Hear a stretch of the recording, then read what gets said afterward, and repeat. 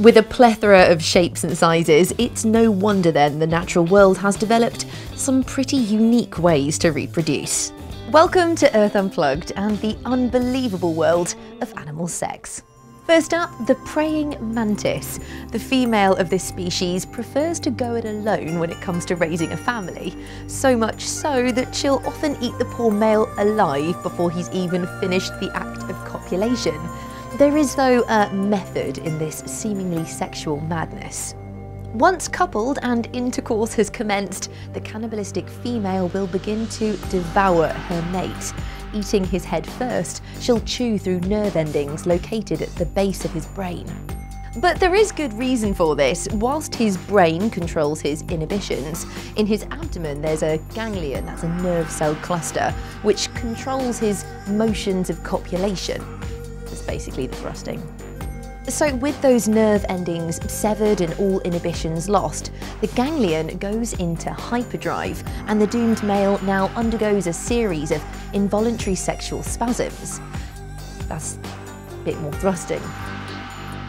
As she continues to eat her partner alive, his genitals continue to automatically work away, inseminating her with wild abandon. Turns out this poor chap is much better at sex, minus his head.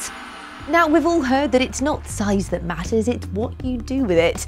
And for his tiny size, the Australian antechinus mouse certainly lives his short life by this motto.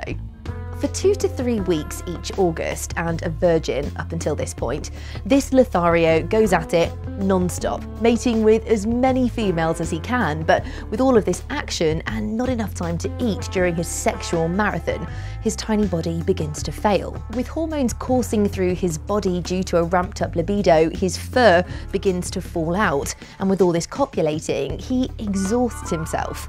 Eventually, his immune system begins to fail and he's no longer able to fight off infection.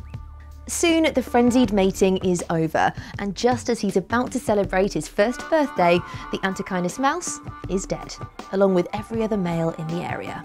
These mice have just one short mating season, and with competition for females so strong, the species has developed this extraordinary strategy that sees young males literally killing themselves in order to pass on their genes. When you stand up to 4 meters tall and weigh 14,000 pounds, mounting your partner can be a tricky business. That's why the male bull elephant has evolved a penis with a mind of its own. But before that penis can give its owner a helping hand, a sexually mature male elephant enters a state called must. He is so highly charged that to an untrained eye, it could look like he's gone berserk. And in a way, he kind of has. He's just got one thing on his mind, and that is sex. Fighting with rival males for his right to breed, his testosterone levels have risen to around 50 times higher than normal. He also secretes a pheromone called temperin from the side of his head, and he'll constantly wee himself up to 350 litres of highly odorous urine each day, and his engorged penis will turn a green hue.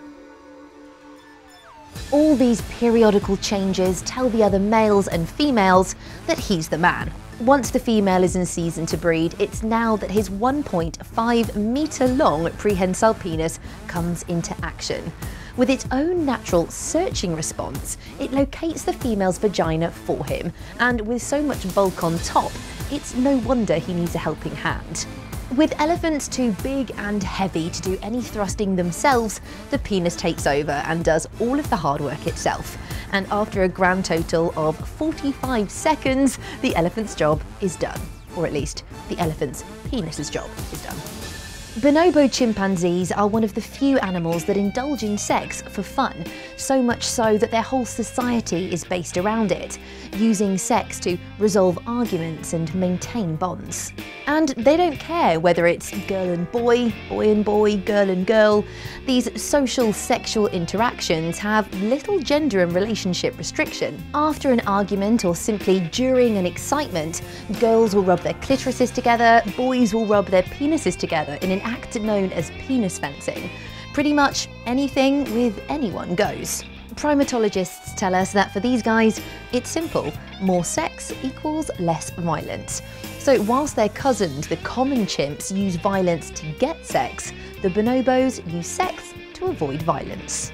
To be honest, we've only just scratched the surface when it comes to animal sex. So if you want to learn more creative ways that animals have sex, or have a question about the reproductive habits of a specific creature, then let us know in the comments below. We'll see you soon.